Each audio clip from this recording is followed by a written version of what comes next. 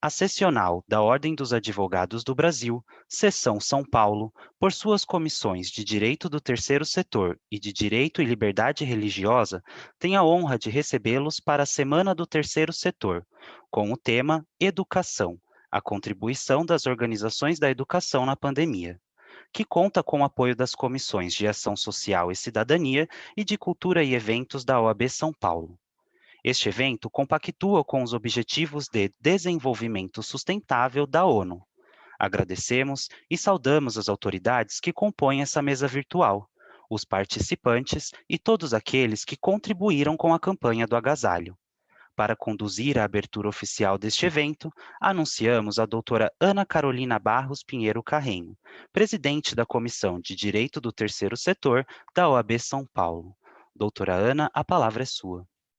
Olá, muito obrigada. Boa tarde. Boa tarde a todos que nos acompanham aqui através do Sistema Simpla e também através do Facebook. Realmente é uma satisfação muito grande a gente poder repetir a nossa semana de julho, que é uma semana especial do terceiro setor na OAB de São Paulo, e eu fico muito feliz de poder contar com pessoas de notório saber no âmbito do terceiro setor, com muita expertise, com muito know-how naquilo que desenvolve enquanto colegas advogados da comissão. Então, eu tenho certeza que esse, que vai ser o primeiro, né, dos 4 dias de webinar da comissão, fará uma abertura incrível para essa semana. Então, eu estou muito feliz de poder contar aqui com a minha vice-presidente, a doutora Alessandra Cristina de Oliveira, o meu secretário, que é o doutor Paulo Sartorelli, a colega Laís de Figueiredo Lopes, e a doutora Samira de Vasconcelos Miguel, que estão aqui hoje tratando de um tema específico e que para nós, no terceiro setor, é muito caro, muito importante, né? Então, hoje, a gente vai estar falando sobre a contribuição das organizações da educação na pandemia, mas amanhã também, não percam, vai ser um tema muito interessante, vinculado à área da saúde. A gente vai ter sobre o tema o protagonismo do terceiro setor na área da saúde no período da pandemia, a doutora Alessandra Oliveira, o doutor Paulo Sartorelli, o doutor Josenir Teixeira e o doutor Daniel Fante vão estar aqui abrilhantando a nossa terça-feira. Quarta-feira, a gente vai estar falando sobre a expressividade das organizações religiosas e sua importância no terceiro setor, né? A gente fala pouco sobre essa lógica das organizações religiosas no terceiro setor, mas algumas legislações que são aí atinentes às organizações da sociedade civil trazem o protagonismo das organizações religiosas, e a gente vai estar contando com o Dr. Samuel Gomes de Lima, que é da comissão, presidente da Comissão de Liberdade Religiosa, a doutora Thais Amorim, que acabou de lançar, acho que a terceira edição da sua obra de Direito Eclesiástico, ela vai poder falar um pouquinho sobre isso no nosso webinar do dia 7, na quarta-feira, o doutor Dalmo Oliveira Rodrigues, o doutor Rodrigo Mendes Pereira, que também trata profundamente sobre o tema, e a doutora Priscila Trujillo Moreira, que também tem uma atuação profícua na área das organizações religiosas. E na quinta-feira, no dia 8, a gente vai estar falando de um tema que eu particularmente sou apaixonada e acredito que vem para transformar mesmo a nossa sociedade, as organizações, que é a prática de ESG e sua importância para o terceiro setor. Vou estar eu, a doutora Renata Fortunato e a doutora Samira de Vasconcelos Miguel fazendo um debate, um bate-papo muito gostoso sobre esse tema. Então, vai ser uma semana muito especial, não só para a nossa comissão, mas para toda a OAB, porque a gente tem a oportunidade de contar com pessoas que não só dominam o tema, como têm vasta expressão no terceiro setor, de uma maneira que a gente tem acompanhado. Todos que estão aqui já atuam há muitos anos no terceiro setor, e eu me sinto muito feliz, muito privilegiada e muito honrada de estar aqui muito bem acompanhada. Eu vou passar a palavra, antes de mais nada, para a minha vice-presidente, a doutora Alessandra Cristina Ferreira de Oliveira, e desejar a todos um excelente evento, um excelente webinar. Vamos estar aqui juntos acompanhando e fazendo perguntas, né? Tá bom? Muito obrigada. Olá, boa tarde a todos. É um prazer iniciar esse evento na verdade, inaugurar uma semana tão importante para a nossa comissão, com assuntos atinentes ao terceiro setor, que são diversos, mas cada um com a sua lógica e a sua ótica, e com os profissionais envolvidos, muito importante. Eu costumo dizer, em todas as oportunidades que eu tenho, que, de fato, o terceiro setor, ele é multidisciplinar. Quando as pessoas falam de terceiro setor, não é uma coisa só. Dentro do terceiro setor, nós, advogados, cada um atua dentro de uma área completamente diferente. Então, esses saberes é que fazem da nossa comissão uma comissão tão rica, uma comissão que comunga muitos conhecimentos e muitos saberes, e essa troca de experiência é constante. Hoje é uma oportunidade de, mais uma vez, a gente vir até vocês, a gente tem a expectativa de que a gente seja ouvido não só por advogados, mas por pessoas da comunidade, pessoas que são envolvidas também no terceiro setor, e, portanto, vocês vão ver diferentes advogados com diferentes experiências, compartilhando com a gente dos saberes e de toda essa experiência por conta do momento da pandemia. Também reitero o que falei em outras oportunidades, que eu entendo que o terceiro setor foi um grande protagonista no momento da pandemia, porque viabilizou não só o enfrentamento de tudo isso, mas também sob várias óticas, e hoje a gente vai tratar da educação, a possibilidade da garantia da política pública, né, do acesso à educação, e nas experiências trazidas pelos nossos colegas, vocês vão poder observar isso e também fazerem perguntas.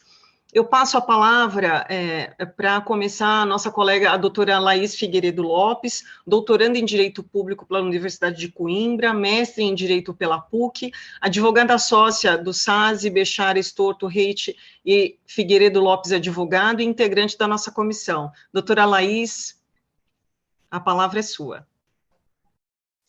Super obrigada, Alessandra, obrigada pelo convite, pela apresentação. Os professores foram muito guerreiros, né?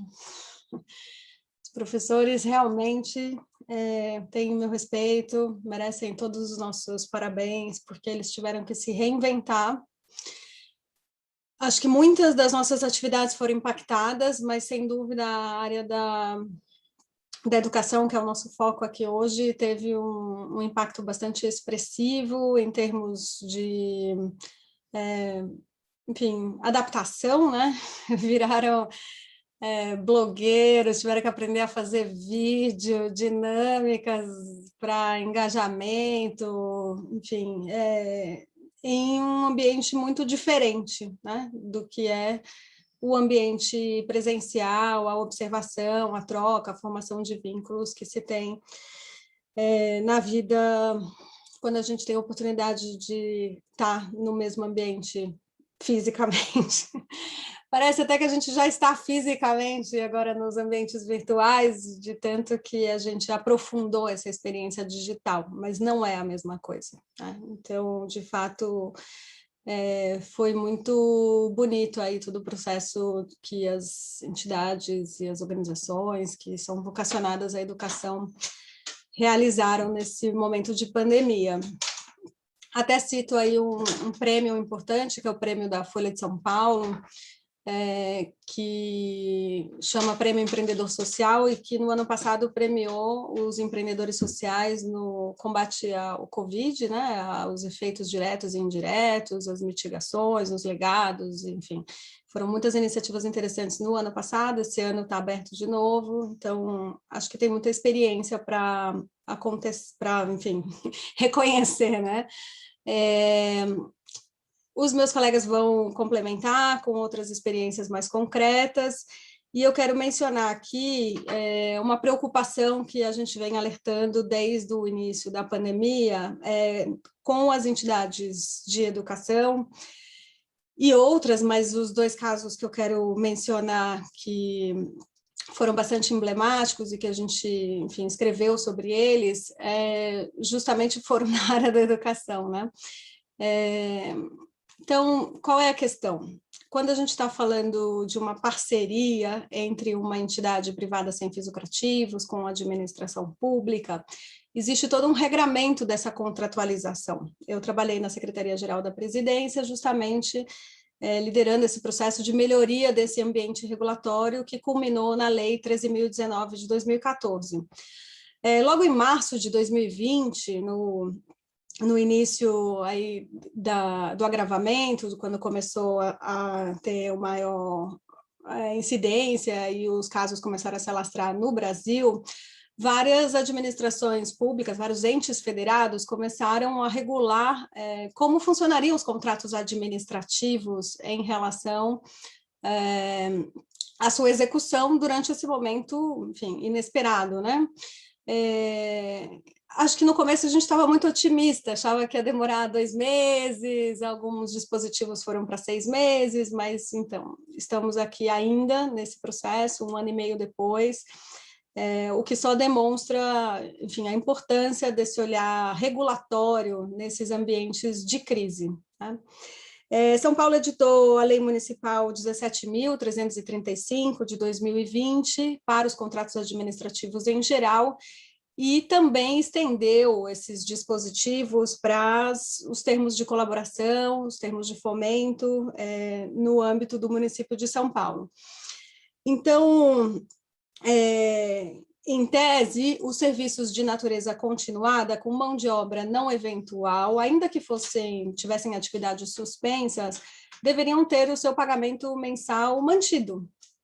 Não foi isso que a Secretaria de Educação fez no início da pandemia e suspendeu o repasse de recursos do MOVA, que é o Movimento pela Educação, pela Valorização da Educação de Adultos, né, pela alfabetização de adultos, e esse processo foi levado ao Tribunal de Contas do município, que teve uma discussão bastante interessante e, ao final, entendeu que não deveria, né, estava em desacordo essa suspensão de repasse de recursos, né, seja porque o próprio Miroski, a Lei 13.019 de 2014, não prevê hipótese de suspensão de repasse de recursos em situações como essa, prevê apenas a suspensão quando há irregularidades, o que não era o caso, as irregularidades não foram causadas pelas organizações, é um caso completamente, enfim, fora do controle das organizações, mas também entendeu que, enfim, inclusive porque os orçamentos já estavam previstos, estava dentro dos 25%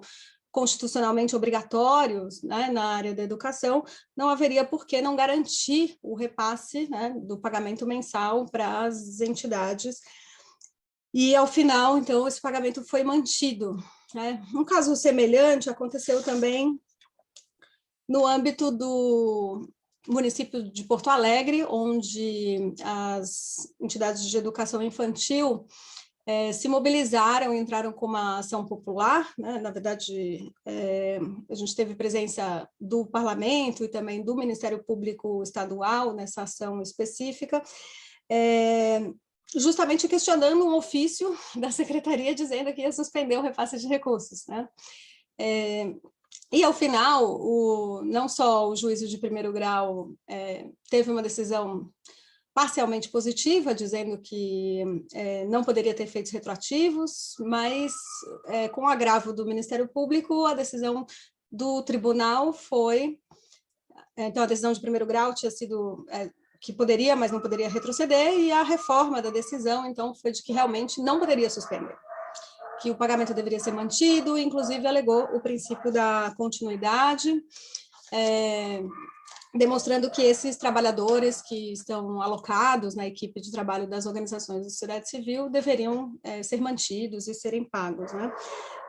Nessa decisão, ele inclusive menciona expressamente que a Lei 8.666 não se aplica às parcerias, então não poderia se fazer analogia às hipóteses de suspensão de contratos dentro da própria 8.666. É interessante pensar também na lei de introdução, né, na LINDB, que fala muito sobre esse processo de consequências práticas da decisão, de pensar nas alternativas, de pensar, inclusive, em condições para regularização que sejam proporcionais e equânimes, que não tenham ônus excessivo. Então, a gente acabou escrevendo sobre essas duas experiências, chamando a atenção de como que a ausência de um regramento nacional que justamente pudesse orientar os gestores públicos e as organizações da sociedade civil no processo de parceria durante a pandemia, poderia gerar mais debates e mais disputas como essa que eu mencionei. A plataforma por um novo marco regulatório das organizações da sociedade civil, então, procurou a frente parlamentar em defesa das organizações e um projeto de lei foi elaborado, o projeto 4.113, de 2020. Esse projeto eu vou contar para vocês rapidamente o conteúdo dele, mas já adiantando que ele foi objeto de tramitação no último ano e ele acabou de ser aprovado. Vem tarde essa aprovação, mas vem em boa hora, no sentido de que ele merece, sim, ser uma lei em vigor e que, nesse processo de sanção e veto, porque a gente está, então, em meio ao processo de sanção presidencial, espera-se que ele seja aprovado na sua íntegra, para que ele possa ter os efeitos esperados, né? Entre eles, justamente, e nas duas decisões se fala sobre isso, que a gente pode, enfim, fazer alterações e repactuações de metas, resultados, mas tem que garantir um mínimo de que as parcerias podem ser continuadas e elas são, enfim, relevantes, e o projeto de lei, então, ele garante, por exemplo, 70% de recursos, no mínimo, para as parcerias, ainda que se fale em repactuação, de novo, de metas, de resultados e de planos de trabalho, né? Então, eu vou passar aqui rapidamente o PowerPoint só para orientar a nossa conversa e nosso debate, depois ele fica à disposição aí da comissão. Bom, eu sou sócia de um escritório de advocacia que trabalha nessa área, que a Alessandra disse o nome, vou me abster aqui de repetir. E sobre o projeto de lei em si, ele então trata de um regime jurídico transitório para as parcerias do Estado com a sociedade civil.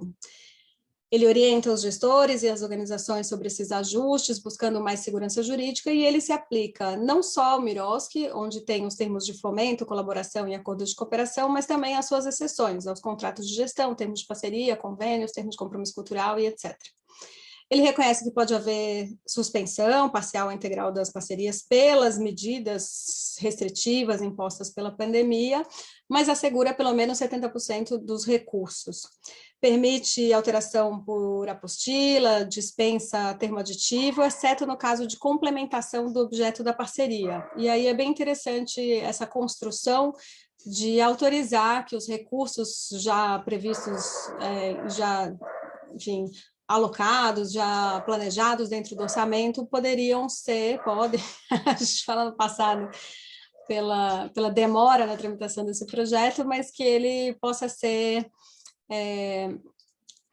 repactuado para justamente trabalhar nos efeitos diretos e indiretos da parceria. Então, ele traz essas condicionantes de que, se a parceria estiver em vigor, novas ações podem ser construídas para essa atuação nos efeitos diretos e indiretos da pandemia, deve ter nexo de causalidade com a política pública que originou, o objeto estatutário da atuação da entidade parceira precisa ser coerente, deve ter celebração de acordo prévio entre os partícipes, demonstração da viabilidade da execução, redefinição de metas, resultados e prazos de prestação de contas e preservação da categoria econômica de despesa decorrente, vedada substituição. Então, traz uma prorrogação da prestação de contas e, consequentemente, do próprio Tribunal de Contas, da administração pública para o Tribunal de Contas, né? Prorroga de ofício pelo tempo que durar a pandemia, o prazo de execução, e aqui tem um dispositivo bastante importante para esse tipo de situação, é que o descumprimento de metas por conta da pandemia não pode ser utilizado como fundamento de irregularidade. Já há no MIROSC, no artigo 30, a dispensa de chamamento público, então ele estende para os demais tipos de parceria, dá uma diretriz de simplificação dos procedimentos, e também dá preferência para as organizações que já têm parceria com a administração pública. suspende a exigibilidade da devolução de recursos relativos à prestação de contas durante a pandemia, autoriza o parcelamento de débito para a devolução ao erário, permite que o parcelamento seja substituído por ações compensatórias, que é uma previsão, uma novidade do marco regulatório das organizações da sociedade civil, na devolução de mais interesse público e não necessariamente em recursos financeiros, prevê prioridade no acesso a crédito das organizações para preservação de emprego. A gente teve a edição dessa lei 14.065 de 2020, que trata dos pagamentos antecipados nas licitações e contratos realizados no âmbito da administração pública e que estende a sua aplicação às parcerias, mas, de novo, fazendo isso de forma equivocada, né? Porque a lei 13.019 afasta expressamente a 8666, então, você fazer uma lei que atraia, ela só causa mais confusão e mais insegurança jurídica.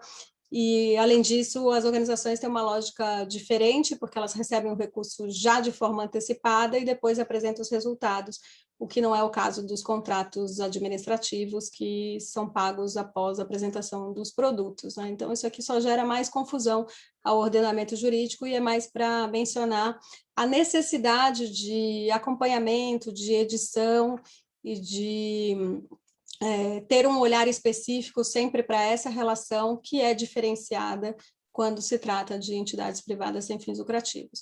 O projeto, então, foi aprovado agora no dia 29 de junho, ele está em meio ao tempo regulamentar de sanção presidencial, que é de 15 dias depois que chega o autógrafo do projeto, e a plataforma tem acompanhado bastante de perto, então, nas redes sociais, há notícias sobre isso. A própria Comissão de Direito do Terceiro Setor da OAB de São Paulo mandou um ofício para o presidente do Senado, Rodrigo Pacheco, apoiando o projeto de lei, entre outros atores que também se mobilizaram e reconheceram a importância desse projeto que a gente agora apresenta. Aqui eu deixo, então, só uma referência, a nota técnica sobre esse projeto de lei. Participei de uma audiência pública no Senado, então tem no site do Senado, quem quiser ver um pouco mais, foram vários integrantes nessa audiência pública. E sobre essa questão que muito nos preocupa sempre, que é o afastamento da lei de licitações, justamente para dizer o que cabe a essa relação entre Estado e sociedade civil e não deixar em aberto, discricionário, no que couber, que era a lógica anterior à Lei 13.019 de 2014, eu escrevi com 2 amigos da AGU um artigo falando sobre a nova lei de licitações, que ela também, no nosso entender, não se aplica às parcerias com organizações da sociedade civil, foi publicado no Jota e fica aí como referência para quem quiser se interessar mais sobre o tema. Também tive a oportunidade, junto com a Paula Storto, de escrever uma cartilha no ano passado sobre o Miroski e a Covid-19, justamente para ajudar as organizações nessa lógica processual e procedimental de atuação junto com a administração pública a lidar com esse momento da pandemia. E as referências que eu citei no começo, dos 2 casos de São Paulo e de Porto Alegre, elas estão pormenorizadas com os números dos processos, para quem quiser saber mais e eventualmente até se inspirar e reescrever sobre outros casos. É sempre importante a gente sistematizar as jurisprudências favoráveis em relação às organizações da sociedade civil. Estão nesse artigo que foi publicado no Migalhas sobre a manutenção de repasse de recursos para as organizações durante a pandemia da Covid-19. No escritório a gente fez no ano passado também uma cartilha sobre os impactos das medidas legais. E eu queria finalizar aqui pensando que, enfim, as organizações, elas não só são super importantes para toda a complementariedade da execução de políticas públicas, mas também no processo de advocacy, atenção em relação à promoção e defesa de direitos, né? Então, eu trago aqui também a experiência da Coalizão Brasileira pela Educação Inclusiva, que tem uma série de atuações em relação ao tema da educação inclusiva, está discutindo muito no Supremo Tribunal Federal o tema da educação inclusiva por conta da DIN 6590, e na ONU também, por conta do decreto que foi editado pelo governo Bolsonaro, que, enfim, acaba induzindo a segregação dentro das escolas. Mas eu chamo a atenção aqui também para a frente legislativa, tem também uma frente de pesquisa, uma frente de comunicação, mas que está atuando com um olhar bastante bastante próximo, né, ao Congresso em relação ao tema do homeschooling, que também é um tema que muito nos preocupa e nos chama a atenção, especialmente pelos impactos que o homeschooling pode gerar na educação inclusiva, né? É um direito constitucional, enfim, ter a educação inclusiva como princípio para todos, e na escola a gente forma vínculos muito importantes. Essa educação que a gente está tendo no momento, que ela é síncrona, né? Que a gente tem o professor junto com os alunos ao mesmo tempo, ainda que seja à distância por conta das ferramentas tecnológicas e virtuais, ela não substitui, ela não é o homeschooling, né? O homeschooling é o ensino domiciliar que prescinde da escola, que prescinde do professor e que prescinde desses vínculos que são tão importantes para a formação das crianças e adolescentes, especialmente das crianças e adolescentes com deficiência no país. Então, esse site fica de referência também, inclusão para todo mundo. Na verdade, é inclusão para todo mundo, mas eu gosto de pensar que é inclusão prato do mundo, né? É o nosso alimento, a inclusão. Então, fica aí também uma referência para a nossa conversa, o nosso debate, se quiserem também explorar essa outra vertente, que eu achei importante aqui trazer. Aqui está o meu e-mail, laís@sbca.com.br, e eu fico aqui no meu tempo regulamentar à disposição para o debate. Muito obrigada. Muito obrigada, doutora Laís. Suas palavras foram, assim, acho que de extrema importância e muito acertado do nosso combinado. Você iniciar a fala exatamente falando de política pública, explicando, mais uma vez, eu acho que nem todo mundo, se não é advogado que está vendo a gente aqui no evento ou assistindo pela página do Facebook da nossa comissão, não atuam no mundo jurídico, no mundo do direito. Então, eu acho que é importante para contextualizar e para todo mundo entender como é que funciona a política pública, em que momento que a gente está, toda essa problemática. Se as pessoas quiserem fazer perguntas, fiquem à vontade, mas eu também tenho as minhas perguntas e eu vou deixar para o final. A gente vai agora ouvir a Samira, nossa colega de comissão. A Samira é membro da comissão, ela é gerente executiva do Jurídico, do Instituto Ayrton Senna, mestra pela Faculdade de Direito da FGV, pesquisadora convidada da Universidade Presbiteriana Mackenzie, ex-integrante do Conselho de Administração da Associação Cidadão para o Mundo. Samira, a palavra é sua. Obrigada, Alessandra. Obrigada pelo convite. Eu me sinto super honrada de poder estar aqui dividindo esse espaço com pessoas tão qualificadas e tão experientes.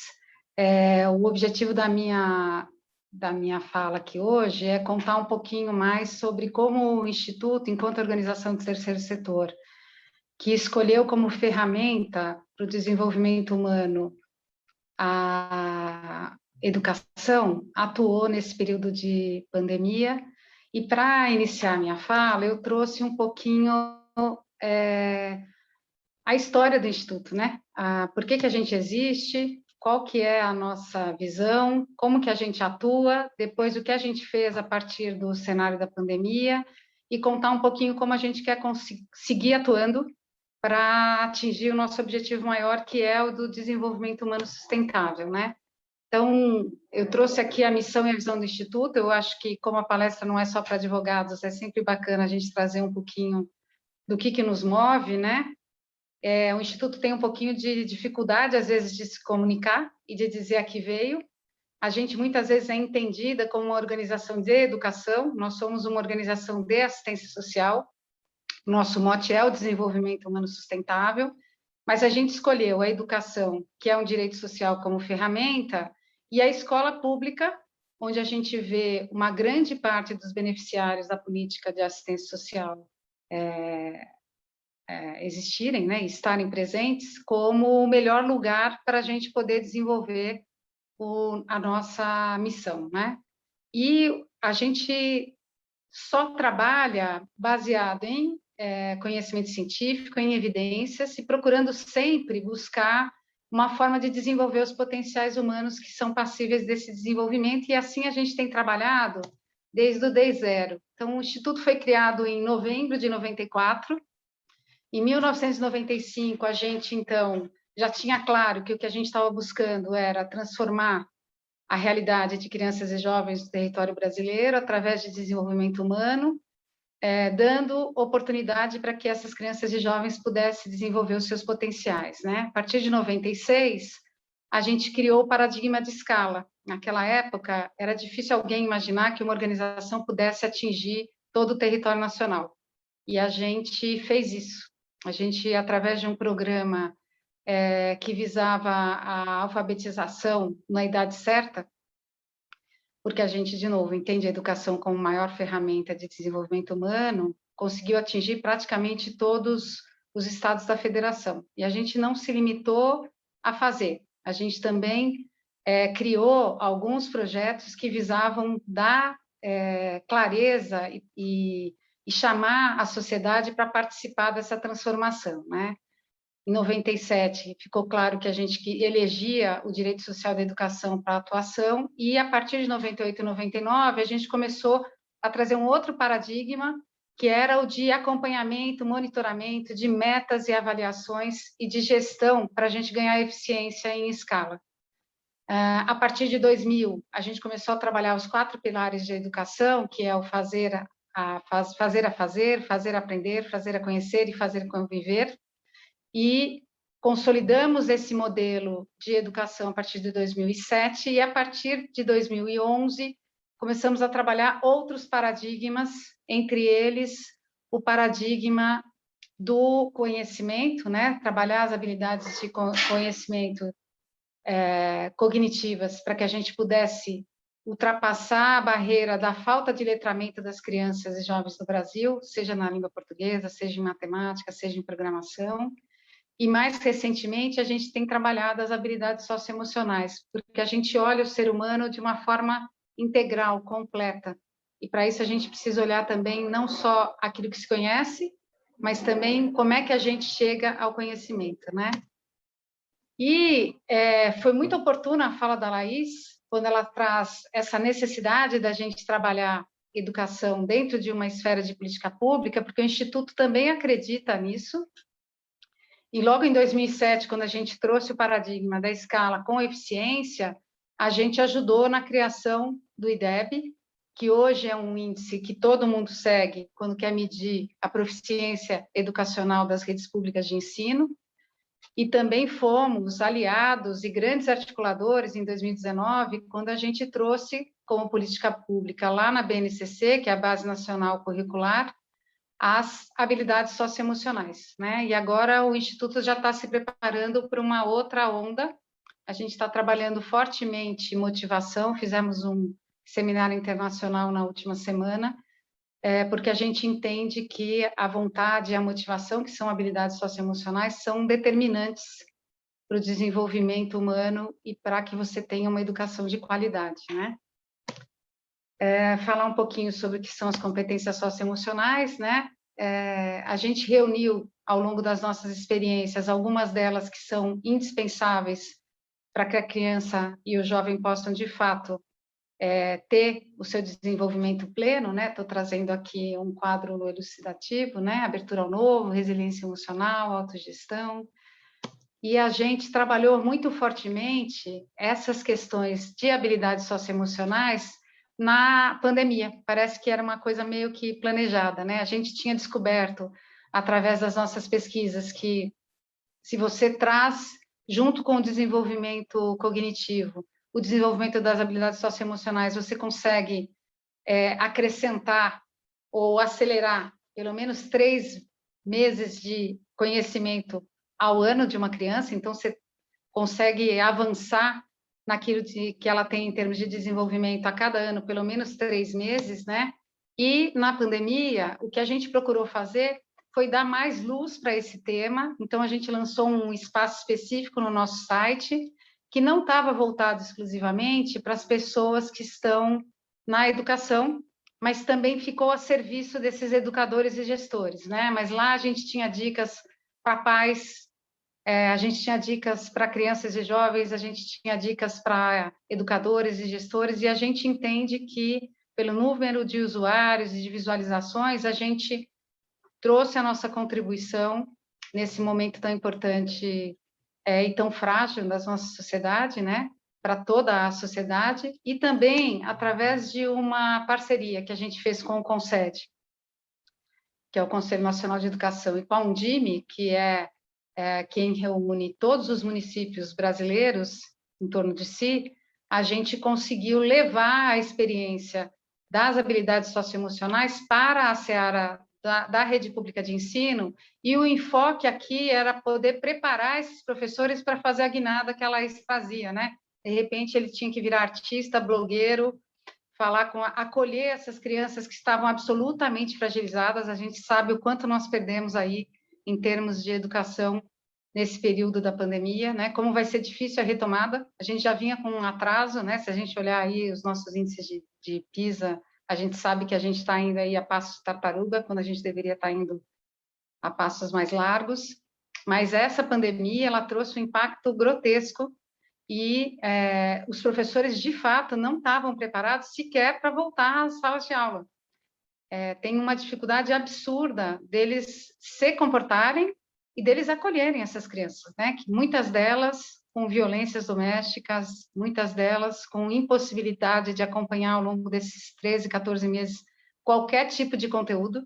Então, elas não só deixaram de avançar, mas elas perderam, em muitos casos, conteúdos que já estavam, vamos dizer, aprendidos, e que simplesmente elas, por falta de serem estimuladas, vão ter que ser retomados, né? E vão ter que ser retomados de uma forma bastante intensa e com muito cuidado, porque o liame social, né?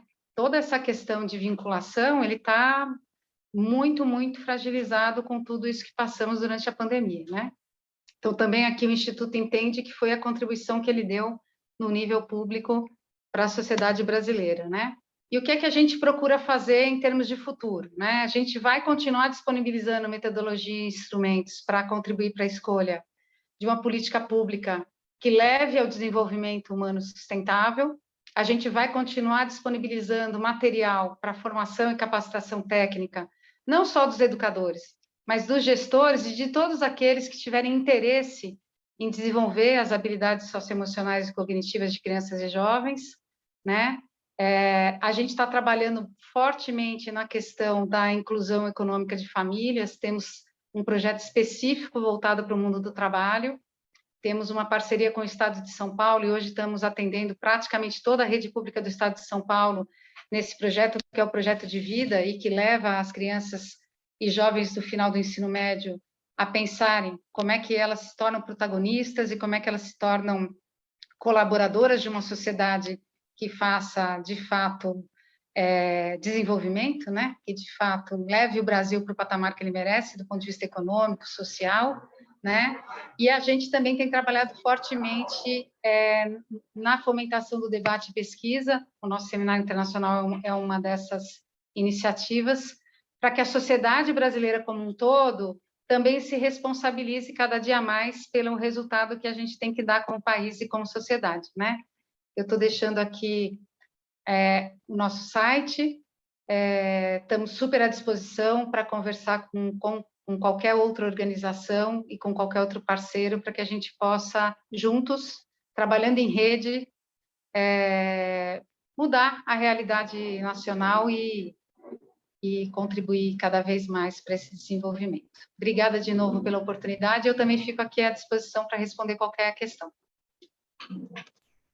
Eu acho que a fala da Samira, ela só ratifica e reitera o que a gente falou desde o começo, da importância e da diversidade que é o mundo do terceiro setor, do direito do terceiro setor.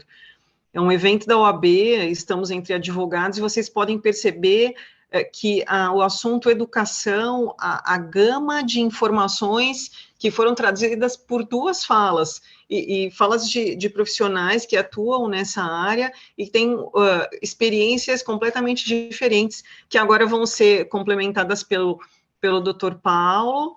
O Dr. Paulo, ele é advogado e consultor jurídico na área da saúde, atualmente desenvolve atividades como gestor e advogado em organização da sociedade civil, também vinculada na área da educação, é membro da 3ª turma disciplinar do Tribunal de Ética e Disciplina da OAB, membro da nossa comissão e da OAB também, da OAB Pinheiros. Dr. Paulo, a palavra é toda sua agora.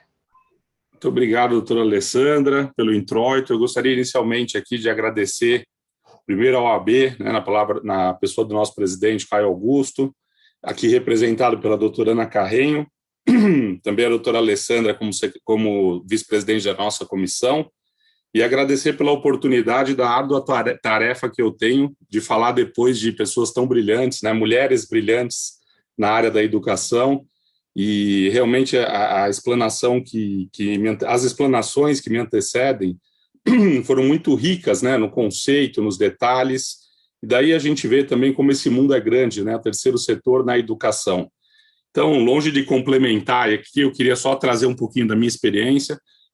Eu trabalho numa organização também terceiro setor, estamos na área de educação e na área de assistência, né, a Liga Solidária, e na área da educação eu queria trazer um pouquinho, não só a parte pública, né, que nós temos através de parcerias aí com a prefeitura, como também a parte privada. Nós temos como mantenedores colégios, né? Então eu queria trazer um pouquinho também dessa realidade, de algumas dicotomias que nós vivemos durante essa pandemia, mas eu queria inicialmente colocar que, diante de tudo isso que vocês falaram, né, o dinamismo do terceiro setor e a capacidade que o terceiro setor tem e teve nessa pandemia de transformar problemas em aprendizado, né, e a partir das dificuldades trazer aí soluções, e foram muitas as situações em que todos nós aqui nos deparamos, porque eu acho que além da questão de negócio, de preocupação com a educação na parte pública, nós temos um propósito, né? Então, quando nós falamos numa pandemia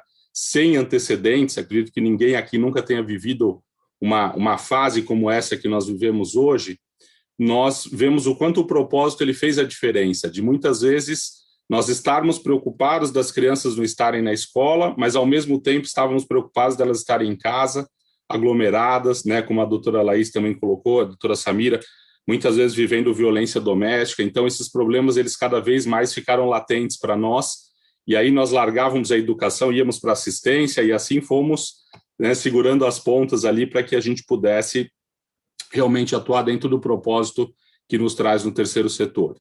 Então, lógico, historicamente, né, nós tivemos aquela ruptura, então de um dia para o outro, de repente surgiu uma pandemia, ninguém mais poderia viver aquele normal que antes nós tínhamos na questão de educação, as escolas fecharam, tivemos problemas técnicos, aí, como a doutora Laís bem colocou, de verbas, de prestação de contas, de metas, enfim, e eu também levo um pouco isso na área privada, né, como que os colégios tiveram que atuar com relação a essa nova realidade. Nós tivemos nas escolas privadas a realidade de que aqueles que não tinham aulas presenciais até então tiveram que se reinventar também de uma hora para outra. De um dia para o outro foram criadas plataformas para aulas remotas. Obviamente, começamos também a nos deparar com os problemas daquelas famílias, né? Quando nós falamos de unidades privadas dentro do terceiro setor, significa que nós não temos lucro. Então, toda aquela receita ela é reinvestida no objeto social das organizações, né, como um todo.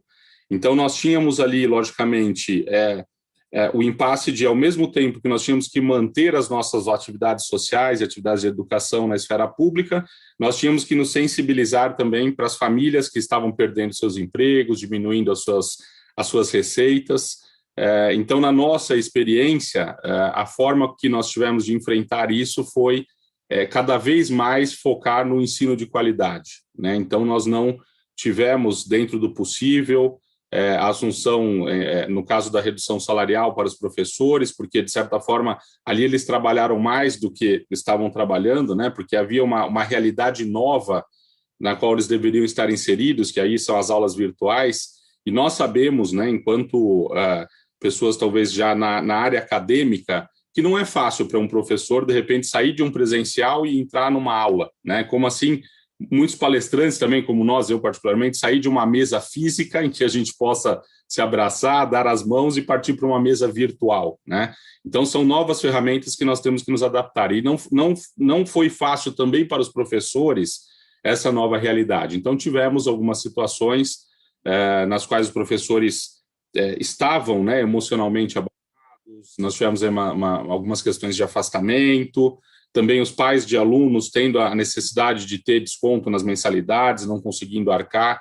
E aí eu costumo dizer que o nosso propósito ali, ele falou mais forte, né? Nós resolvemos caso a caso, dentro daquele propósito que nos move e podendo ter atenção em todas essas frentes, tanto na esfera pública quanto na esfera privada. De forma que hoje todos nós torcemos aqui para o final dessa pandemia, não sei quando vai chegar, mas eu acho que a vacina muito tem contribuído, pelo menos para que os profissionais que ali estejam mais seguros, né? E assim como suas famílias, para que a gente possa voltar aos poucos aí a um novo normal, quiçá, talvez já com uma ferramenta onde a aula virtual ela possa se sobressair, a aula física, enfim, não sei como isso vai ficar daqui para frente, mas eu acho que nós tivemos aí, enquanto terceiro setor, um protagonismo, sim, uma atuação em rede muito importante, tanto na área de educação, assistência, saúde, né, enfim, ainda mais pela linha de frente aí dentro dessa pandemia.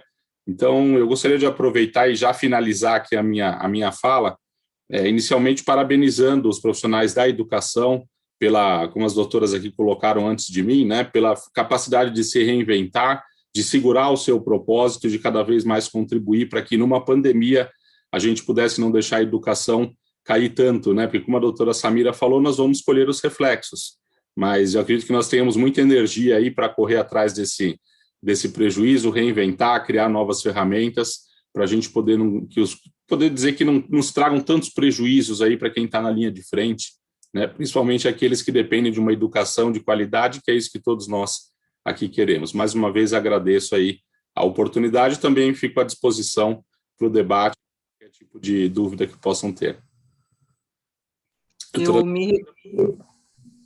Eu repito a minha fala em dizer que... Tudo bem? Estão me ouvindo? Eu repito a minha fala ao final da fala da Samira e da Laís, quem está nos assistindo pelo Simpla, ou quem vai nos assistir depois no evento, a diversidade de saberes dentro de um tema só do direito do terceiro setor, que é a educação. E aqui, com os 3 colegas falando, vocês também podem observar e sentir, presenciar e ouvir os diferentes saberes, as diferentes experiências e onde os advogados podem atuar. Ou seja, na educação, você vai pensar, mas eu vou atuar fazendo... Olha, tem a política pública, como é que você viabiliza, como é que você pode assessorar uma instituição... na questão da prestação de contas, teve o repasse, como é que eu vou atuar? A Laís trazendo a experiência dela, a Samira trazendo a experiência de uma instituição que trabalha com um fim específico, atuar junto com as instituições públicas, qual é o fim? Ela, como advogada, olha a riqueza de saberes e aonde ela pode atuar.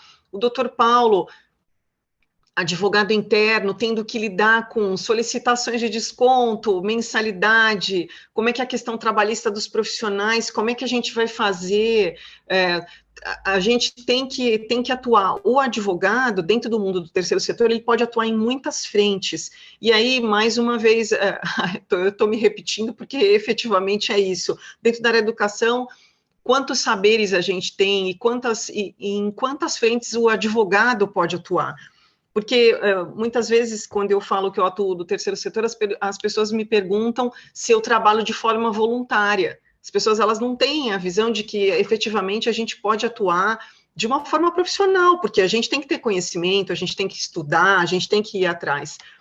E aí, assim, os nossos participantes podem fazer perguntas, fiquem à vontade. Então, como não tem pergunta, eu vou começar fazendo perguntas para... Doutora Laís, da sua ótica, da sua experiência, quando na sua apresentação você menciona sobre essa novidade da questão do parcelamento do débito, substituído por ações compensatórias, como é que você acha que, no caso da área da educação, como é que você enxerga que as instituições, nesse caso, se elas caírem nessa questão de ter um débito coerário, como é que elas poderiam atuar? Obrigada, Alessandra, pela pergunta. Parabéns a Samira e o Paulo pelas explicações e aí pelas apresentações, foi muito rico. As ações compensatórias é uma das novidades da Lei 13.019 de 2014. Eu recomendo muito que se leia a regulamentação federal, descrita no Decreto 8726 de 2016, que traz uma pormenorização da regulamentação das ações compensatórias entre todos os outros temas, né? E ali se deixa muito claro, enfim, obviamente que a gente está falando de casos onde não seja a devolução integral do recurso, não tenha havido fraude, dano ao erário, e nesse sentido, então, a glosa das despesas que eventualmente tenham sido identificadas por não cumprimento de metas poderiam ser substituídas a partir desse pedido de ações compensatórias com um novo plano de trabalho, né?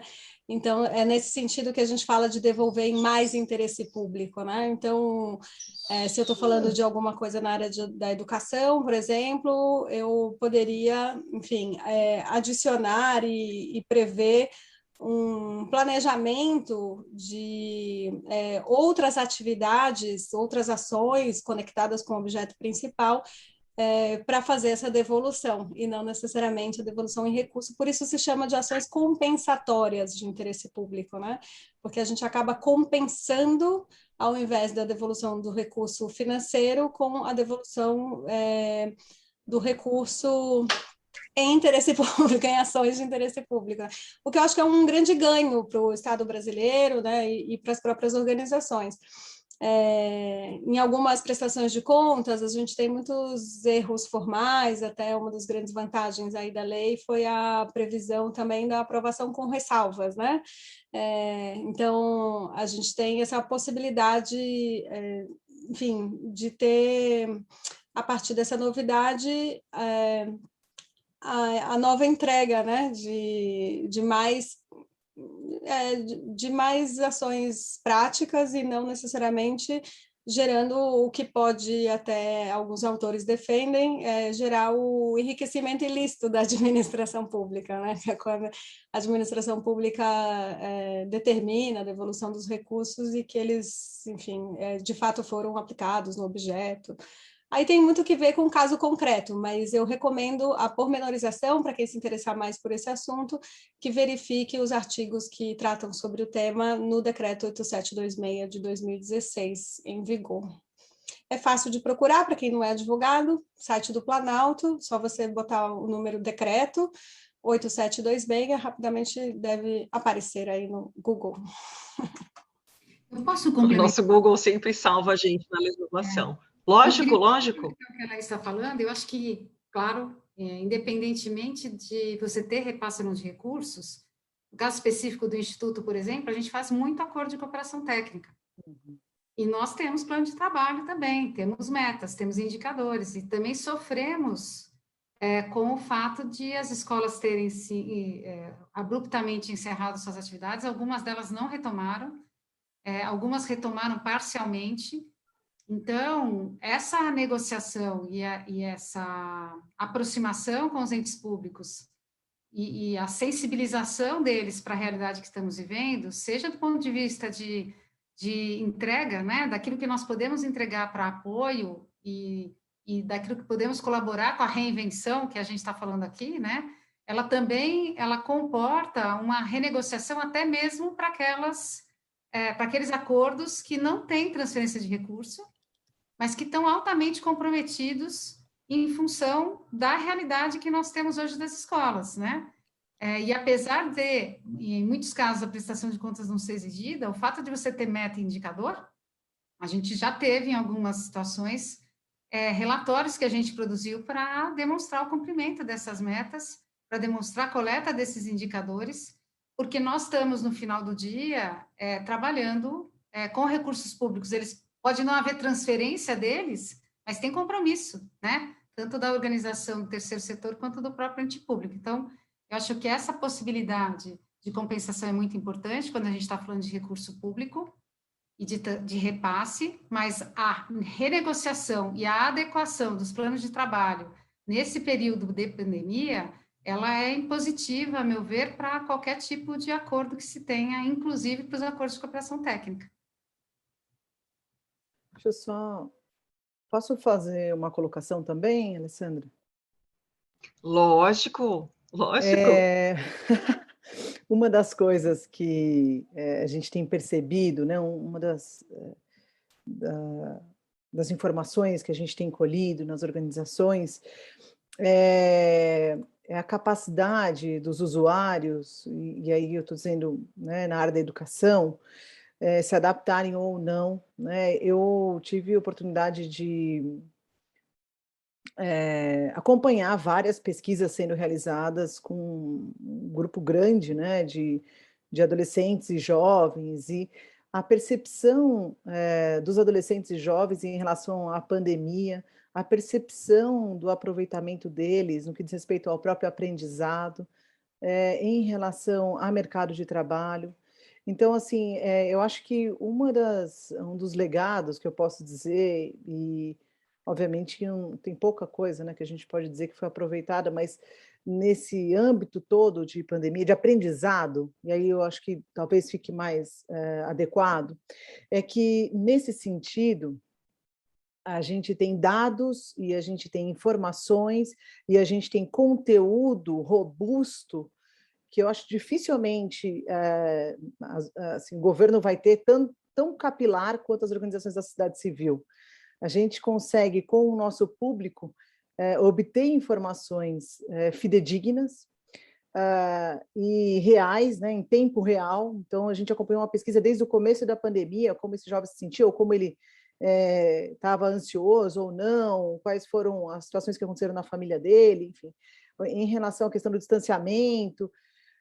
E isso para nós é insumo, isso para nós é informação, isso para nós muitas vezes mecanismo para tomar de decisão em políticas públicas, né? Então, quando a gente faz uma discussão em relação a determinado mecanismo ou determinado projeto de lei, né, ele tem impacto na sociedade. Então, ninguém melhor que as próprias organizações que conseguem ter dados tão reais para cada vez mais nutrir a sociedade como um todo dessas informações. Então, eu acho assim, que é muito importante organizações como o Instituto Ayrton Senna, como a Liga Solidária, como outras organizações que a gente acompanha e que têm essas informações, disseminarem essas informações, porque as organizações é que detêm, né, o conhecimento tão capilar. É óbvio que a administração pública tem, e a gente compara.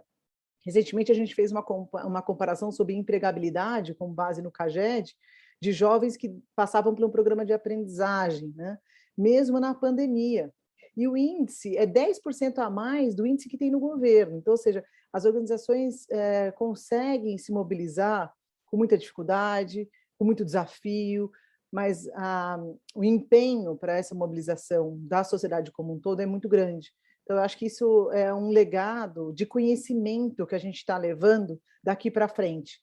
E quando a gente fazia discussão com um parlamentar, ou quando a gente fazia alguma discussão sobre a construção de um projeto de lei, determinado tema, muitas vezes faltava algum argumento de dado. Agora a gente tem muita informação. Então, eu achei que, nesse sentido, a gente conseguiu crescer bastante, porque também, né, era praticamente compulsório, né? A gente tem que ter mais informação sobre os nossos usuários, sobre a nossa abrangência. Então, eu fiquei muito, muito feliz de saber como a gente, no Brasil todo, atua e como a gente consegue fazer uma transformação através da sociedade civil organizada. Então, acho que a democracia demanda as organizações da sociedade civil, né? Então, acho que é muito importante a gente deixar isso registrado. Então, a nossa presidente também traz uma fala do como o advogado também pode participar e pode atuar nessas questões, porque o direito do terceiro setor, ele permeia por muitas instâncias, né, e não só no judiciário, no legislativo, no executivo, a gente pode atuar em diferentes frentes dentro do direito do terceiro setor, representando as instituições que a gente faz parte, eu, por exemplo, como advogada interna, a Samira, o Paulo, ou assessorando, sendo consultora, prestando serviço como a Ana e como a Laís. Eu digo isso porque é importante que as pessoas que sejam advogados consigam identificar essa possibilidade de atuação, e quem não é advogado também enxergar que, ou quem não é advogado enxergar as diferentes atuações, mas também quem faz parte das instituições também poder enxergar que pode pedir ajuda para um advogado, que algum advogado vai ter aquele saber, vai poder atuar de forma a respaldar qualquer decisão da instituição. Por que eu estou falando isso?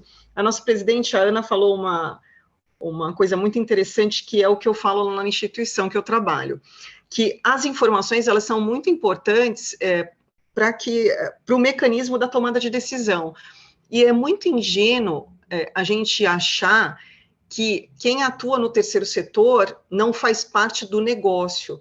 Quando a gente fala de direito empresarial, quando a gente fala de direito agrário, todos os direitos são importantes, mas quando você faz parte de uma instituição, as informações para a tomada de decisão, e eu estou falando da minha experiência, do meu entendimento, assim, humildemente como eu enxergo, a gente tem que respaldar muito bem, como advogado, a gente tem que respaldar muito bem a instituição, porque dependendo da área de atuação e dependendo da vinculação daquela instituição, aquilo pode se voltar contra a instituição a ponto de inviabilizar a prática da política pública. Tudo bem, se um advogado ele der uma orientação errada para uma empresa, a empresa pode falir, pode ter um prejuízo, tal. No caso do terceiro setor, dependendo do direcionamento que o advogado for dar para a instituição que ela faz parte, ela pode deixar de existir. Então, essa é a nossa atuação. Quando as pessoas falam de trabalhar com propósito, quem atua no terceiro setor, ele já tem isso em mente, já está no nosso DNA. E agora eu queria compartilhar um pouco da experiência. Na verdade, queria só fazer um complemento, Alessandra, posso? Eu, enfim, dou aula na PUC de São Paulo, num curso de especialização de gestão de organizações da sociedade civil. E a gente tem uma disciplina sobre direito e legislação aplicada ao terceiro setor. E a gente sempre traz isso para os alunos, acho que vale mencionar aqui, que é um gestor, enfim, fazer uma disciplina, mesmo que seja de 32 horas aulas, não sai advogado, né? Não só porque não tem habilitação, e aqui a gente está na OAB, então precisa lembrar sempre disso, mas também porque, enfim, é claro que o sistema é complexo e a gente precisa conhecer aí das diferentes normas, incidências e lógicas, o direito privado é diferente do direito público, né, e etc. Mas, de alguma forma, quando a gente entende minimamente, e por isso eu gosto de fazer essa tradução da gramática, então, como advogado, quanto mais claro a gente for e mais acessível for a nossa linguagem, mais a gente vai conseguir, de fato, tornar o gestor mais atento para o tipo de demanda que ele precisa fazer, seja do advogado interno, seja do advogado externo, né? Porque, às vezes, assim, o direito é muito bom senso, né? Então, assim, desconfiem onde tem problema e busquem ajuda. Mas, às vezes, você também tem coisas que não são tão óbvias, né, dentro do direito, em termos da tributação, algumas potencialidades que a gente pode fazer no estatuto em relação ao societário, agora com a Lei Geral de Proteção de Dados, que é super contextual e principiológica. Então, afinal de contas, estamos seguros de usar essa hipótese de tratamento legal ou não em relação aos dados. Então, essas coisas todas é importante saber que existe, E é importante saber quando demandar, de quem demandar. Então, era só para fazer esse complemento aí à sua fala, que eu faço coro, né? Acho importante que quem atua no direito possa vislumbrar a atuação no terceiro setor como uma possibilidade real, né? Não são só pessoas abnegadas, são profissionais que dedicam suas carreiras a esse tema, mas que também amam fazer isso, se realizam por meio do propósito do que as organizações realizam, né? Mas, por outro lado, também, enfim, é um mercado existente, possível e interessante também, porque tem muita coisa a construir, né? Então, acho que é muito legal a gente pensar nessa perspectiva. E para quem não é advogado, não necessariamente em muitas coisas vocês vão conseguir atuar, lendo as leis e os decretos e as interpretações por meio das doutrinas, mas, por outro lado, também há muita gente boa, né? Então, vocês têm que saber, enfim, quando é risco e quando demandar. Então, era mais para fazer esse complemento aí de corroborar aí as falas anteriores. Não, super importante a complementação da doutora Laís. E eu queria trazer um pouco da experiência do doutor Paulo, e aí eu até escrevi aqui, para eu não esquecer. Paulo, como é que foi, nesse momento de transição, de mudança de chave, vamos suspender, eu confesso para vocês, confesso para todo mundo, que eu achei que eram 90 dias, assim, 3 meses isso ia se resolver, ia ter uma finalização, e aí eu fiquei falando uma frase, eu vou confessar para vocês que eu fiquei, não, depois da pandemia eu vejo, depois da pandemia eu faço, não, depois da pandemia eu resolvo, só que foi passando e as coisas, não teve esse período que eu achei que ia ter um fim. Como é que foi dentro, como advogado interno, como é que foi, assim, esse momento de transição da aplicação daquela chuva de MPs? Porque era tanta MP que teve uma hora que eu falei, gente, eu acho que demandou tanto do advogado que, como é que foi a aplicação das MPs de um advogado interno, ou a analisar a possibilidade de aplicação? Foi aplicado ou não? Em que momento foi a atuação ali para pensar na sustentabilidade da instituição, que você falou, e da experiência dos pais, que alguns perderam seus empregos, outros precisavam também de um momento de transição, de fôlego. Como é que foi a sua experiência nesse momento em relação a esses temas? Obrigado, Lê, pela pergunta. Revivendo um pouquinho aí esse período da pandemia, né, Lê? Na verdade, nós tivemos 2 frentes. Tem uma questão, por exemplo, do pessoal administrativo, né, onde cada um levou o seu notebook para casa, achando que no final da semana estaria de volta, e depois, aos poucos, foi buscando o resto, né? Agora pega um monitor, uma cadeira, uma mesa, e aí a coisa não parou mais. Então, nós tivemos essa fase, enquanto sede administrativa, enfim, o pessoal administrativo, na parte presencial, né, e ter que adotar um modelo remoto. Em contrapartida, nós tínhamos pessoas trabalhando mais, porque era uma nova realidade. Então, você tira as pessoas daquela zona, não de conforto, mas, enfim, joga numa outra realidade onde a coisa não pode parar, né? Então, como eu disse, a gente é muito movido pelo propósito. Então, as pessoas foram para suas casas e a coisa continuou funcionando. A gente se preocupa, né, com a comunidade, com o pessoal que deixou de, porventura, frequentar um colégio e está em casa e perdeu uma merenda, que a gente sabe que isso é importante dentro do contexto social no qual essas crianças vivem. Então, nós tivemos essa frente na esfera pública, e na esfera privada, como sendo uma unidade de negócio, você tem que fornecer aquilo que você está contratuando, né? Ou seja, aquilo que a pessoa contratou, você tem que fornecer, então você tem que dar as aulas. Então, nós, no caso, não tínhamos aulas remotas, era 100% presencial.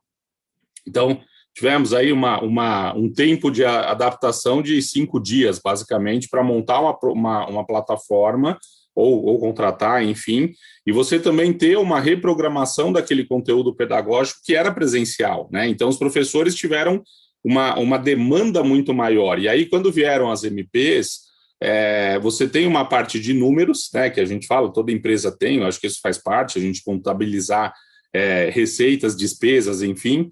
E você tem uma parte também social que você precisa olhar. As pessoas que teriam redução de salário, elas passaram a trabalhar mais. Então, até que ponto eu consigo reduzir uma jornada, né, deixar a coisa funcionando e, ao mesmo tempo, retirar um salário que a pessoa, né, enfim, que não é uma coisa equilibrada. Então, nós tivemos nos colégios, por exemplo, não foram adotadas as medidas.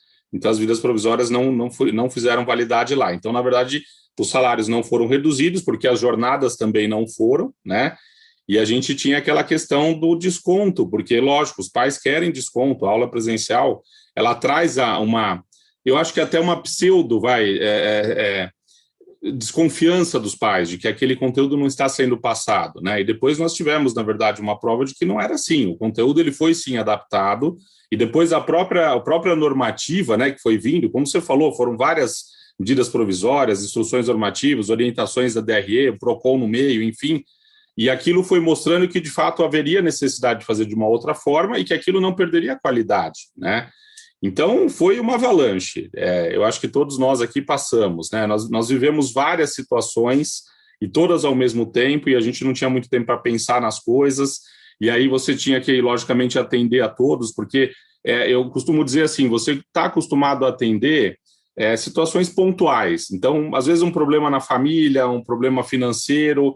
Dessa vez, não, foi todo mundo, né? Então, muitas vezes, a angústia dos pais era a mesma angústia da organização, e aí a gente tinha que ter um equilíbrio no contrato, porque, ao mesmo tempo que você quer, eu também preciso, porque eu também tive que ter perda na outra ponta, né? Então, eu acho que, por isso que eu falo que é um momento de aprendizagem. A gente passou por várias situações nas quais a gente consegue trabalhar, talvez, esses pontos, entre aspas, negativos, transformar em pontos positivos agora, né? E dentro da coisa que foi bem colocada por vocês, o terceiro setor, ele costuma fazer isso. A gente vem, historicamente, de uma gestão do caos, né? Então, nós conseguimos profissionalizar isso, e eu acho que hoje a gente consegue trazer daquelas coisas que não são tão boas, digamos assim, e levar para coisas melhores. Haja vista a questão da política pública, que vocês bem colocaram. O advocacy, ele faz isso, ele leva da ponta aquilo que precisa a legislação acompanhar. A própria doutora Laís levantou, né? Existem projetos de lei que eles acabam não enxergando a ponta, daí a própria atuação dela, de outros colegas aqui, junto ao legislador, para dizer, escuta, vamos fazer uma legislação bem feita, vamos aparar as arestas agora, porque quando isso chegar na ponta, isso vai virar retrabalho, vai virar uma série de coisas negativas que ninguém precisa, né? Então, eu acho que essa atuação é muito importante, a atuação de ponta a ponta, a profissionalização e esse olhar de que nós estamos numa pandemia. Então, lógico que a gente não consegue, eu acho que um discurso que eu sempre ouvia, né? Mas a organização não dá resposta. Por exemplo, quando os pais de um colégio, né? Isso não foi só onde eu trabalho, eu tenho alguns colegas que militam na área da educação, e a maior parte dos pais reclamavam disso. O colégio não deu uma resposta. Na verdade, ele só não deu aquilo que você queria ouvir, né? Ele não conseguiu atender ao seu anseio, mas ele te deu uma resposta. Lamentavelmente, é o que tinha na hora, enfim. Então, eu acho que é isso, né? Eu acho que a pandemia trouxe muitas coisas para a gente poder refletir e mudar, assim, às vezes até o nosso posicionamento diante de uma demanda, né? Ser mais resolutivo. E eu acredito que isso nós conseguimos ser. O terceiro setor como um todo, ele foi extremamente resolutivo diante das dificuldades que a gente lida no dia a dia, né? Eu acho que a gente conseguiu atender aquelas demandas que apareceram, aparecem e vão aparecer ainda, porque os reflexos ainda serão colhidos, né, a partir dessa realidade. Alessandra, posso só colocar uma coisa? É tão interessante o que o Paulo trouxe. Eu queria contar um pouquinho da experiência da Associação Cidadão Pro Mundo. É uma associação que dá aula de inglês para crianças menos favorecidas. Era escola pública aos finais de semana.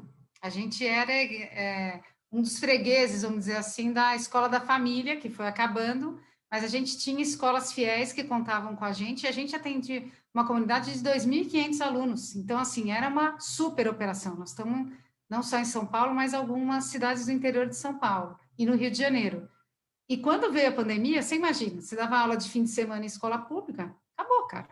Fechou, entendeu? Em 3 meses, a gente conseguiu transformar o online, o presencial em online. Conseguimos fazer parceria com organizações que bancaram chip para os nossos alunos poderem ter aula online no celular. Mais recentemente, a gente teve o apoio de uma super organização que doou laptop para a gente entregar para os nossos beneficiários. E a gente está dando um super resultado. A gente aumentou o número de voluntários, a gente perdeu só 10% dos alunos, o nosso curso é um curso de 5 anos que certifica depois as crianças pela Cambridge, né? Eles já saem com a certificação de Cambridge, e a gente tem uma esperança de que a gente vai conseguir continuar certificando os nossos alunos, apesar de todo esse desafio. Então, só para corroborar o que a Ana trouxe em termos de dados, né, e capacidade do terceiro setor, e o que o Paulo está falando da força que tem a sociedade civil organizada, né? Nessa organização, pessoal, a gente tem 97% das pessoas voluntárias. A gente tem 6 ou 7 pessoas contratadas. E a gente conseguiu fazer toda a diferença. Então, eu fico muito feliz quando eu vejo esses movimentos da sociedade civil, porque eu acho que é a gente mesmo que tem que ser protagonista e fazer a coisa acontecer, entendeu? E o terceiro setor, para mim, é o lugar para isso, né? Muito obrigado, Paulo, Samira, pelas contribuições. Eu acho que abrilhantou mais esse assunto, trouxe uma maior clareza, abriu o leque de tantos assuntos que podem envolver o contexto jurídico. Parecia que a gente não ia, eu não sei vocês, mas para mim eu nem senti o tempo passar. Foi uma coisa que foi fluindo. Acho que as experiências é o que a gente vive, é muito fácil falar do que a gente vive. E aí, caminhando um pouco para o final, eu queria que vocês dessem as suas últimas palavras. Laís, depois a Samira, depois o Paulo. Bom, só agradecer.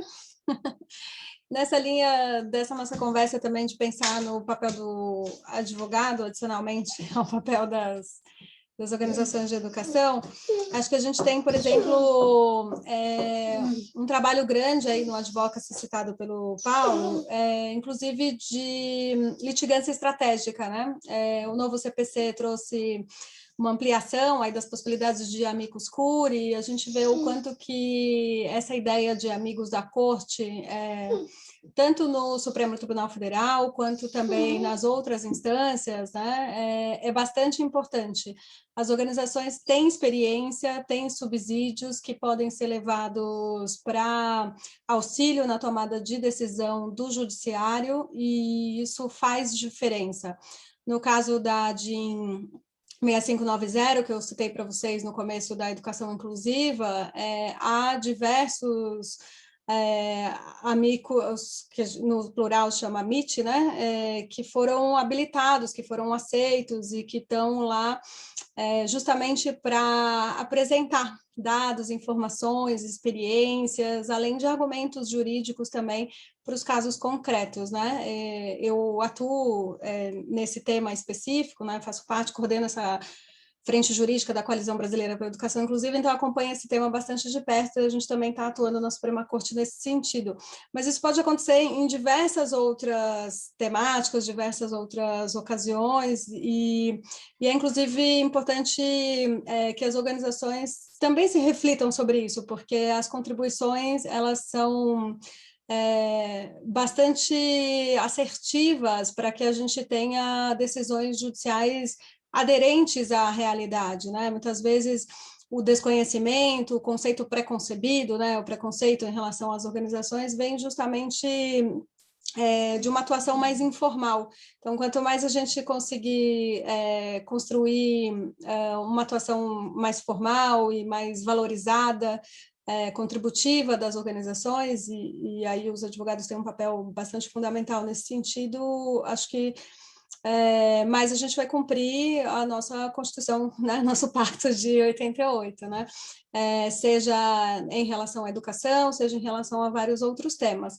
Então, acho importante, então, que o presidente sancione sem vetos o projeto de lei 4.113, que a gente citou aqui, e que a gente fique de olho no legislativo, no executivo, no judiciário, além de olho nos beneficiários e nos usuários da política pública, né, nos atendidos dos projetos, porque essa visão mais integral, mais 360 graus, é o que, de fato, faz uma contribuição mais completa aí da nossa atuação, e acho que é onde a gente tem que dedicar e gastar a nossa energia. Então, só agradeço, fico feliz aqui de contribuir de alguma forma, e se essa fala puder inspirar outros a virem junto, eu já fico feliz aqui pela oportunidade. Obrigada. Eu faço minhas as palavras da Laís. Acho que a gente tem que se profissionalizar cada vez mais, né? Temos que, dentro do nosso nicho, que é a advocacia, atuar, como disse a Alessandra, de forma interdisciplinar, transversal, com o maior apoio possível que a gente puder fazer para as organizações que a gente representa, para aquelas que nos procurarem, né? Gosto da ideia do trabalho em rede, né? Então, quanto mais a sociedade se fortalece e atua em rede, ela fica mais engrandecida e a chance de desenvolvimento fica maior, né? E eu queria agradecer demais essa oportunidade desse papo tão gostoso. Eu sou uma pessoa super tímida, estava super nervosa e adorei. Então, obrigada.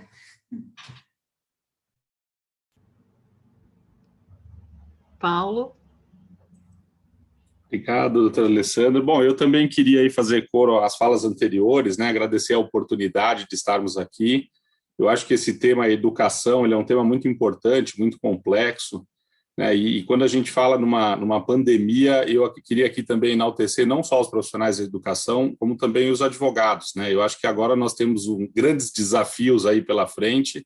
Eu acho que a nossa área, a área jurídica, ela foi uma das mais atingidas na pandemia. Nós vamos ter aí solução de conflitos, discussões jurídicas, teses, enfim, e eu acho que nós certamente não vamos fugir deste trabalho, né? Por isso é importante, sim, cada vez mais aperfeiçoar nossos conhecimentos, colocar a técnica a serviço da sociedade. E eu queria aproveitar aqui, estarmos na casa do advogado, né, na OAB, e lembrar a todos os colegas a importância da nossa profissão, né? Uma profissão não em detrimento das outras, mas é uma profissão que ela tem previsão constitucional, e eu acho que todos nós nos orgulhamos quando somos alçados a esse nível, né? Não por importância, mas sim pela atividade que nós desenvolvemos. Proteção da lei, da justiça, da igualdade.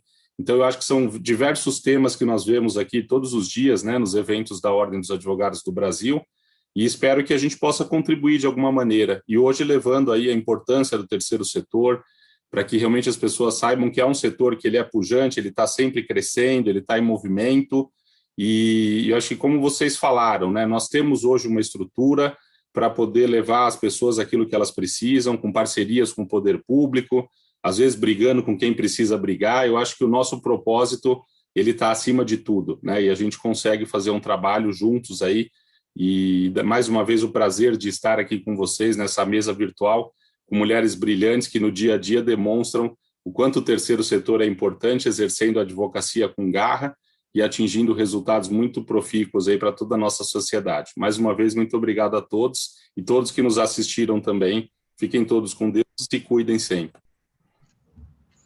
Obrigado, Laís, Samira, Paulo, e muito obrigado para a nossa presidente que abraçou a nossa ideia, aceitou esse desafio desse assunto. Foi muito bom compartilhar tantos saberes, as experiências de cada um. Todas as visões são muito importantes para a gente conseguir, às vezes, enxergar o todo.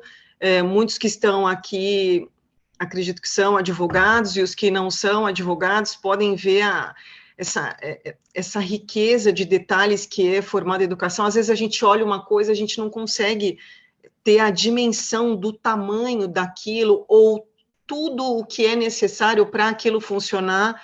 Então, o encontro de hoje com profissionais tão diversos de diferentes frentes de atuação jurídica dentro da área da educação também tem esse objetivo de trazer maior clareza para a atuação do advogado, mas também maior clareza de como funciona a educação. Vou falar a palavra funciona, porque o que a Laís falou eu também acredito. Quanto mais simples a gente falar, quanto menos rebuscado a nossa fala, mais a gente atinge as pessoas, que eu acho que isso também é uma coisa do advogado. Eu acho que a gente quer também um pouco influenciar que as pessoas consigam achar os seus caminhos, achar uma solução. A gente não quer só brigar, a gente quer ajudar também a resolver, não precisa só ter litígio, a gente pode atuar em várias áreas.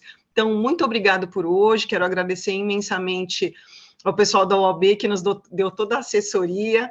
Hoje, antes da gente entrar, antes de começar o evento, a gente teve um encontro aqui virtual e a doutora Laís falou uma coisa que é verdade, que hoje ela estava de link em link. Eu imagino que todos nós, todo mundo que está assistindo também ficou de link em link, então a gente agradece por vocês terem entrado em mais um link no dia de hoje e nos prestigiado. Ana, muito obrigada. Imagina. Eu que agradeço, são pessoas realmente vocacionadas, engajadas, né? A gente está sempre se encontrando nos fóruns e é tão gostoso a gente, depois de tantos anos, apesar de estar atuando em frentes diferentes, poder se encontrar e tratar de matérias que é importante não para nós, né? Mas para a sociedade. Então, eu acho que isso faz muita diferença na vida da gente e até para levar a vida de um jeito diferente, né? Eu queria só dizer para vocês que amanhã o nosso tema é protagonismo do terceiro setor na área da saúde no período da pandemia. Então, quem quiser assistir via Facebook, é possível assistir na página da comissão. Quem fez a inscrição via Simpla consegue participar aqui com a gente. E qualquer dúvida, qualquer tipo de colocação, também podem colocar lá na página do Facebook, que a gente está sempre à disposição. Então, mais uma vez, muito obrigada para as minhas colegas, a doutora Samira de Vasconcelos Miguel, a doutora Laís de Figueiredo Lopes, o doutor Paulo Sartorelli e a doutora Alessandra Cristina Ferreira Oliveira e a toda a equipe da OAB, que sempre com muito carinho, sempre nos ajuda aqui no backstage. Então, queria desejar uma ótima noite a todos. Muito obrigada. Tchau, gente. Até a próxima. Tchau, pessoal.